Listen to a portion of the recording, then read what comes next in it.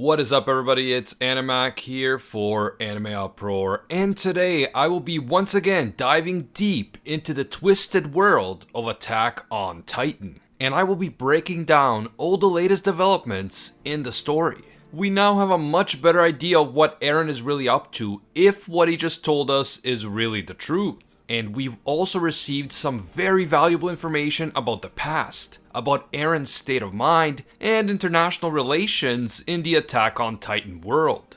At this point, making these videos and then talking with you guys in the comments about them is the only way I can truly come to terms with this powerful but also difficult story. So basically, making these videos and then discussing them with you guys is the best way for me to organize all the Attack on Titan thoughts that swirl around in my head with the release of every new installment to the story. If you enjoyed these videos and you want me to keep it going, please leave a like to let me know. And if you happen to be new to AnimeUproar, don't forget to subscribe and hit that notification bell to turn on all notifications. If you don't turn on all notifications, you will probably miss a lot of our videos. That's just the way it goes. So please, if you like the videos, turn on all notifications. There will of course be spoilers in this video. We're talking about the latest developments in the Attack on Titan stories, so please proceed with caution. You have been warned. I mentioned in the previous video that I just cannot rush these video analyses of the Attack on Titan chapters because not only are the chapters themselves long, but there is always so much to understand, so much to dissect, and so much to talk about that I honestly feel like I wouldn't be able to do a good enough job if I tried to rush it. I actually considered trying to get the video out ASAP this time around because I know a lot of you would enjoy to watch it right away, but I realized that if I did that, the quality of this video would suffer, so I decided to give it time. I really appreciate all of you who do wait and watch the videos once they come out. Thank you so much.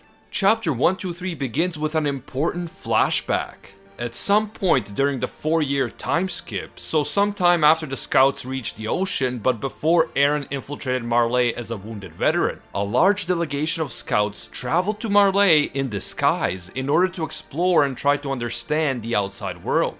They traveled to the continent aboard a steamship and dressed in Marleyan clothing so that they wouldn't stand out. In such a hostile environment, it was very important for them to keep their identities and true origins a secret. The flashback is being told through the perspective of Mikasa. Finally, some focus on Mikasa. I feel like it's been so long since we've gotten to explore her perspective a bit more. You guys who have been watching this channel for a while know that I love Mikasa and I ship her with Eren, and this chapter was quite an emotional roller coaster for me, to say the least. Anyway, through the flashback, we get to witness the very first time that the scouts encountered Marley and the outside world in general. And better yet, we get to see more of Levi and our precious potato girl Sasha, which itself makes the whole chapter worthwhile, in my opinion. If anyone was Mikasa's rival for best girl in my heart, it was definitely Sasha, and no, shut up, I'm not gonna cry. Moving on. As the scouts disembark from the steamship and step foot on the continent for the first time, they experience quite a culture shock. They are unfamiliar with the way that Marleyan society works, and they have never seen modern technology like automobiles in their entire lives. This makes them appear as completely clueless country bumpkins, and while some scouts are good at concealing that they don't belong here, others like Sasha, Koni, and Hanji are pretty bad at it since they basically attempt to feed carrots to a car thinking it's a cow or a horse. They better hope that country bumpkins is all that the Marleyans are going to mistake them for, because if anyone figured out the truth, it would be a lot worse. Inside the city, they are met by Oyankonpon, who you will recall is a non-Marleyan whose country was forcibly taken over by Marley. He was then forcibly conscripted into the Marleyan army, but he is now secretly working against Marley, and we have seen him before in the present time as one of the volunteers who decided to fight against Marley on Paradise. He leads the scouts to the Azumabito residence, and it is clear that some important meeting is supposed to occur there. I mean, why else would they risk bringing so many islanders all the way here to the continent, inside the enemy's lair, and gathering them all there in one place at the same time? It is a very, very dangerous act. Sasha and Koni continue to stand out by showing bewilderment at discovering ice cream for the first time, and Levi expresses concern that they are drawing too much attention to themselves. But overall, Sasha and Koni just seem so childish and ignorant that it is unlikely that anyone would perceive them as any sort of threat, let alone suspect them of being those evil devils from the island of Paradise. However, One thing I didn't mention as I've been talking to you about these events is that throughout the chapter, it is clearly implied that something is off about Eren. Something is different about Eren. He is absent-minded and quiet, and he is nowhere near as excited as Armin and Mikasa would have expected him to be. After all, Eren always dreamed of seeing the outside world, of journeying beyond the walls and beyond the ocean and discovering all the incredible things that the world has to offer. But now that he is actually here, Eren seems extremely passive and apathetic. He seems almost sad. This could be because he is seeing the memories that his father has of Marley, or because he is seeing future memories, or some combination of the two. At that point, a refugee child from yet another nation that was attacked and taken over by Marley attempts to take Sasha's wallet. Levi stops him from making off with the wallet, but this attracts a lot of unwanted attention from the Marleyans in the crowd. The crowd is immediately vicious towards the child, calling for severe punishment and even execution in order to set an example for the other immigrants and refugees. Sasha and the scouts try to calm the situation down, saying that her wallet is fine and the child doesn't need to be punished. But the Marleyans then begin to talk about the fact that other countries have been conducting experiments with Eldian blood, and this child might even have blood from the devils mixed in. Therefore, the child must be done away with because he might pose a danger to the native Marleyans. This scene is short, but very important in my opinion because it shows the mentality and the culture of the Marleyans. First of all, these are not Marleyan soldiers. These are normal, everyday people on the streets. And they're not just racist and hateful towards the Eldians, they're also racist and hateful towards other nations and races, including the immigrants and refugees from the countries that they themselves conquered by force. Marley is literally responsible for why these people are refugees. Marley brought war and destruction to their countries, and still they show no sympathy or empathy for these people. Their first instinct is to attack and eliminate everyone who is different from them, and they always seem to use the Eldians and Eldian blood as some sort of ever-present boogeyman that justifies all of their terrible actions. I am not going to make a direct historical comparison because of YouTube censorship of any even slightly controversial topic, but I'm sure you can pick up on that historical comparison as well. Levi feels bad for the refugee child and he picks him up and walks away with him. The crowd of Marleyans asks what is he doing, but he tries to make the argument that Sasha is actually the kid's sister and all of this was just some sibling teasing, not a real case of pickpocketing. The angry Marleyans aren't buying it, but Levi and the scouts succeed in running away from the crowd and saving the child from their hateful grasp. The scouts allow the child to escape, with the wallet nonetheless, and then they all make their way to the Azumabito residence. Kiyomi Azumabito explains that due to advancements in technology, it has now become possible to conduct blood tests in order to determine who is descendant from Eldians and therefore a subject of Ymir. Back when the Eldian Empire was at its peak, having the blood of the subjects of Ymir was a valuable asset and proof of nobility. However, after the fall of the Empire, those with Eldian blood were persecuted and banished from other nations. And to this day, the reality faced by Eldians is harsh and cruel.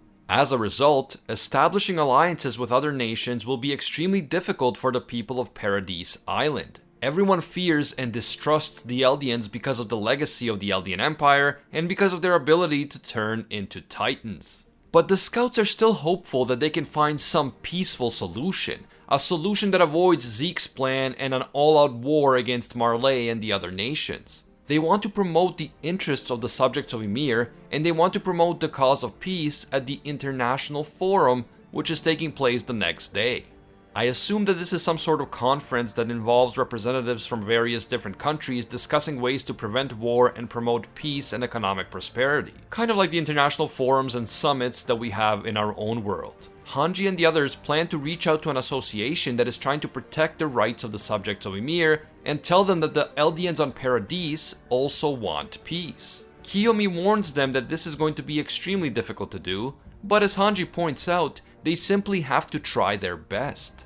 At this point, the scouts notice that Eren isn't there anymore, and Mikasa eventually finds him at a refugee camp.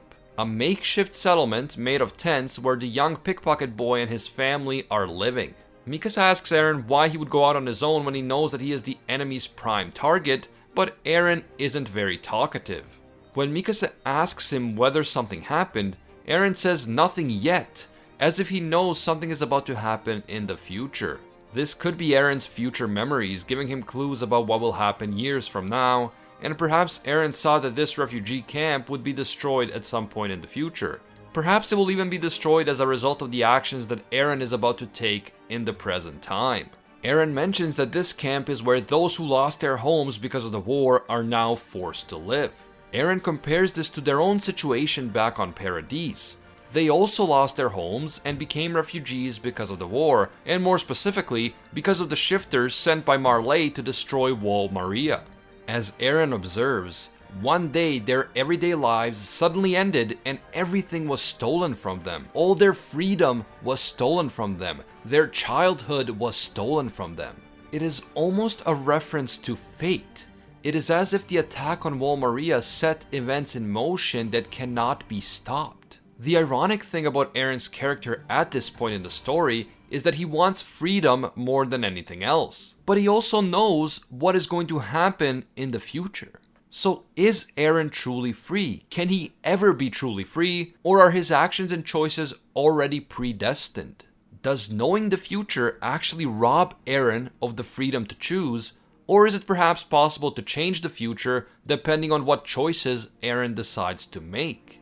This idea of freedom versus predestination is likely going to play a more important role as the story continues. We know what Grisha said to Zeke, that Eren is going to do something horrible and unspeakable, something beyond anything that he had even imagined. So is Eren destined to do this, or can he choose to take a different path?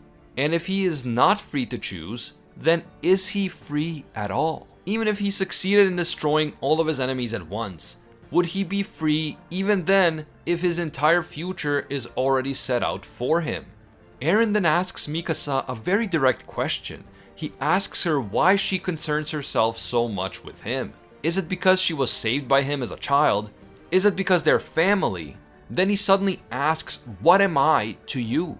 Mikasa looks confused and flushed. She is clearly blushing, but she simply answers, "You are family." She literally family zones him. Then the other scouts show up, also concerned about Eren and what's he been up to, and then all of them are invited into one of the tents by the refugees. The refugees generously offer food and drinks to the scouts, and they all sit together and break bread. Eventually they start drinking alcohol and they party and get drunk until they pretty much pass out. Hanji, Levi, and Oyankonpon find them all sleeping in the tent later on that night, and Levi's face pretty much says it all about what he thinks about this whole situation. The following day at the International Forum in front of a large crowd, a representatives of the people who are fighting for the rights of the subjects of Ymir calls for sympathy and compassion for those in Marley with Eldian blood. But then, he goes on to say that the Eldians on the continent are just victims of the Eldian Empire's crossbreeding, and that the ones who should have been despised from the beginning are those devils from Paradise Island. The man calls those Eldians who went to the island 100 years ago the true enemies and the ones who should be detested, and several people appear to clap and cheer as the scouts look on in shock. Clearly there was no intention of ever making peace with the island of Paradise. The Eldians on the island are constantly just being used as scapegoats and as an outlet for all the hatred that the world feels for the Eldians on the continent. This organization that allegedly fights for the rights of the subjects of Ymir is apparently fighting for the rights of the Eldians on the continent by scapegoating and demonizing the other Eldians on the island as the real devils and the real threat. At this point, Eren calmly gets out and leaves the forum, and since that day he stopped going along with the peacemaking strategy of the scouts. Instead, he wrote a letter saying that he would entrust everything to Zeke, and after that, the next time they saw each other was during the attack on Liberio. Mikasa wonders if there was ever any other choice, or if everything was just decided from the start. Again, we see the conflict of freedom versus predestination. If the future is laid out for us ahead of time, then can we ever be truly free? And if we do make different choices, can we create a different future? Mikasa can't help but think what would have happened if back when Eren asked her what she is to him, she chose a different path and said something else, something other than just family. Perhaps things would have turned out differently. And you can't blame Mikasa for thinking this. You can never underestimate the power of an anime waifu and the influence she has on her anime husbando. As Mikasa is thinking all of this, we see the colossal wall titans walking away from the scouts, and we see Eren's titan looking completely different than it used to be. It looks like some gigantic dinosaur titan, absolutely dwarfing in size even the colossal titans. It also has sharp bones poking out of its back, just like Ymir's original titan, which seems to be a clear indication that the founding titan power, Ymir's power, is now active within Eren's titan transformation. The colossal titans march in the direction of Eren's gigantic titan, and then suddenly Armin realizes that Eren has taken control of the founding titan and that he is going to try and destroy the allied forces that are gathering in Marley and planning to attack Paradise. Clearly Zeke's plan failed because initiating the rumbling was never part of Zeke's plan. Eren must have turned against Zeke in the end.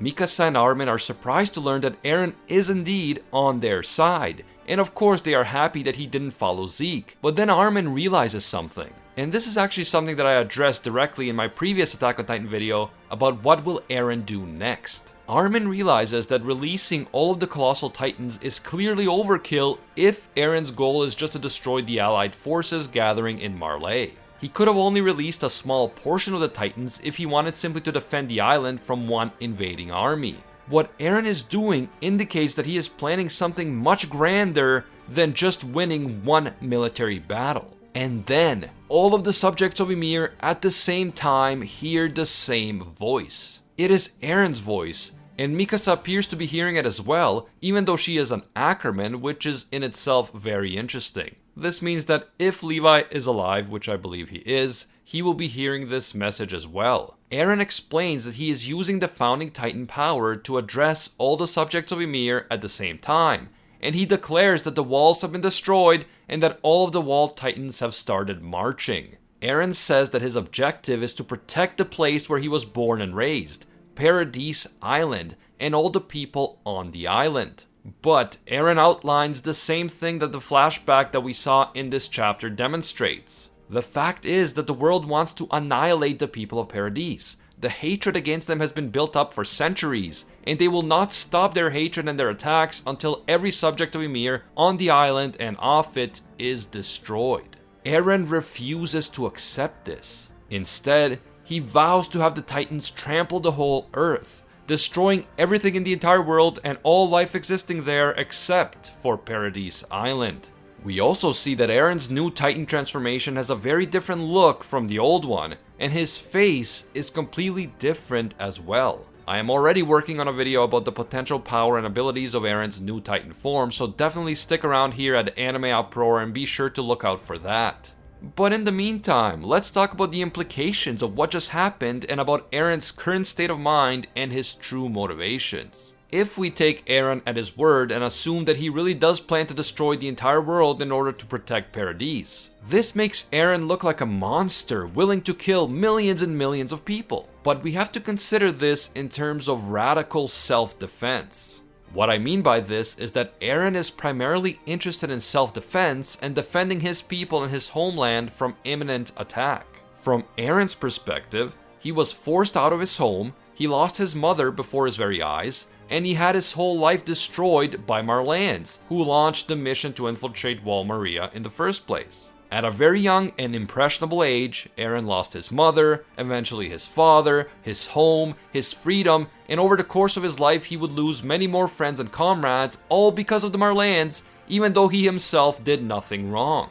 I've mentioned this in previous videos, and I apologize if I sound repetitive to those of you who have been following the channel for a while. But I myself was a refugee during the civil war in the former Yugoslavia. When I was a child, just about 2 or 3 years old, my family and I were refugees after war broke out in one part of the country. We moved to another part of the country, but then war broke out there too, and so we were refugees again, losing our homes and everything else in the process. We also lost friends and even some more distant family members in the war, and we eventually immigrated to Canada, which is of course a first world country, but because of my childhood experiences as a refugee, I can definitely understand where Eren is coming from. Eren didn't start any war. The war came to him, and he lost everything because of it through no fault of his own. After spending his whole life trying to do the right thing, sacrificing his life to protect innocent people from the Titans, and trying to make the world a better place, he realizes that the enemies who did all of this to him in the first place have no interest in peace. They intend to continue attacking Paradise in the future until every single person on the island is dead. When Eren and the scouts tried to show the people on the continent that they wanted peace, that they wanted to negotiate a peaceful solution,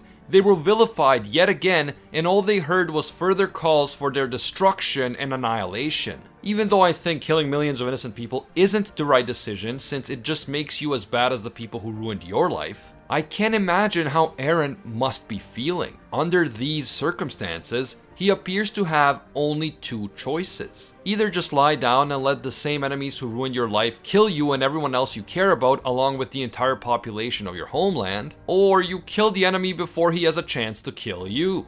In my video about the ruthless philosophy of Eren Yeager, I did a deep dive into Eren's philosophy and I compared it to the ideas of 16th century Italian philosopher Niccolo Machiavelli. I won't get into too much of that. Again, if you want to check that out, the video link will be in the description. But in short, Eren now finds himself in a situation where either he does nothing and horrible things will happen to everyone he loves and cares about, or he takes concrete action to protect the people he cares about, but the only way to protect them is to do horrible things to other people. The question then becomes, which is more immoral? Is it sitting back and doing nothing while your entire homeland is destroyed? Or doing immoral things to others but doing it in order to protect the ones you love? If Eren really does plan to destroy the whole world except for Paradise, he might be thinking that he has no other way to protect the people he cares about and the only home he's ever known. He might be thinking, hey, these other guys started it. We tried to make peace and they keep attacking us. They were warned about the rumbling by Karl Fritz and they still keep attacking us, so now let's give them what they deserve. This would make sense in terms of the Marleyan army, but unfortunately any plan to destroy Marley will involve the destruction of many innocent people, people who are non-combatants and who have no say in what the Marleyan military does. It is just so ironic that Eren went from the kid who wanted to kill all the Titans in order to save humanity, to the man who now wants to use the Titans to destroy all of humanity except for the people on Paradise. If this truly is what Eren plans to do, and I say if because it's not for sure yet, then it is a real Ragnarok ending. It is an apocalypse brought about by Eren which will annihilate the world as we know it. Only Paradise will remain as a sort of Garden of Eden, a place from which humanity and civilization can start anew after the rumbling destroys everything else. If you want to know more about the connection between what is happening right now with Eren and Ragnarok from Norse mythology, check out my previous Attack on Titan video. In that video, I talked about several possible scenarios for what Eren might be planning to do next, including this possibility of destroying the entire world. But in that video, I also talked about other possibilities, including the Lelouch scenario. According to this scenario, Eren may be lying about his intentions to destroy the entire world in order to build himself up as this massive villain and a global threat to every nation and every person. Then the entire world can unite in their hatred for Eren, and when Eren is finally defeated, the world can live in peace, including the Eldians. But I mentioned in that video that this would be a bit naive, since the hatred for Eldians, and especially the Eldians on Paradise, seems to run so deep throughout the world. I find it hard to believe that the threat of Eren could permanently unite everyone, and I fear that if Eren was defeated, as soon as the threat is gone, the rest of the Eldian people would again become targets. After all, who says that the next Eren isn't hiding among the Eldians? The only way to stop another Eren from becoming a threat to the world will be to eliminate all the Eldians. Also, to be honest, I kind of don't want this to be the endgame of Attack on Titan because I don't want this series to end exactly like Code Geass. Code Geass is well known for that great ending, and I want Attack on Titan to do something uniquely its own, but that is just my personal opinion. Finally, I have to say that all of this could be just some form of a bluff on Eren's part. He may be pretending to want to destroy the whole world while really intending to only destroy a part of it as a warning, and then using the power of the Titans to keep the rest of the world in check while the people on Paradise catch up to the other nations in terms of technology. And of course, once they catch up in terms of technology, they will be able to defend themselves from attack in the future with or without Titan powers. This is the strategy that I believe Armin wants Eren to use, and he thought that Eren should have released only a small segment of the Wall Titans so that they could destroy the army which was gathering to attack Paradise. And by doing this, they could send a strong message to the rest of the world rather than destroying the entire world. After taking all of this in, I personally find it hard to believe that Eren would really decide to kill everyone in the world who is not on Paradise. And I think that some type of bluff scenario is still likely, but you never know with Hajime Isayama. I also think that now that Eren sent a direct message to every subject of Ymir that he is going to destroy the whole world aside from Paradise, we are finally about to see Annie emerge from her crystal, maybe even in the very next chapter. After all, she did everything she did in order to protect her father back in Marley. So you better believe that she now has no more reason whatsoever to remain in that crystal stuck in some cave on Paradise Island. Whatever happens, it's going to be absolutely epic. The next few chapters are likely going to be the epitome of manga hype and drama, and I can't wait to see what happens next. Definitely let me know what you guys think. What is going to happen next? Is Annie about to make her big return already in the next chapter? And is Eren really going to go through with his apocalypse plan, or is he actually planning something different after all? Please give me your thoughts down in the comments below. And of course, stay tuned to AnimeUproar because a whole video on Eren's new form and its potential powers and abilities is coming soon right here to the channel. If you enjoyed the Attack on Titan content on this channel and you want us to keep it going, please leave a like to let me know, it really does help. And if you happen to be new to AnimeUproar, don't forget to subscribe and hit that notification bell to turn on all notifications. You can also hit me up on Twitter and Instagram at AnimeUproar for all the latest Attack on Titan news and updates. I want to give a big thank you to all of our AnimeUproar patrons who support us and make videos like this one possible. Special thanks to our Pro Hero tier patrons, including the one and only Gilgamesh, Baby Ray, Nothing But a Fan, Jason Wilson, King Zeldris, $50 Beat, Anatoly Kazatsky, DJ Nathaniel, and Alpha Dio. And I can't forget our The One tier patrons, the ones who stand above all other clans, including Ingrata, Alolan Adam, Matty Mac, Makotakun, and The World. And you know he's serious because he didn't say Zawaldo. If you enjoy our videos and you feel that they provide value to your life, please consider becoming a patron. Even a single dollar will give you access to our patron exclusive Discord, and your name will appear in our videos along with these amazing people. As always, thank you guys so much for watching, and until next time, see ya, Space Cowboys.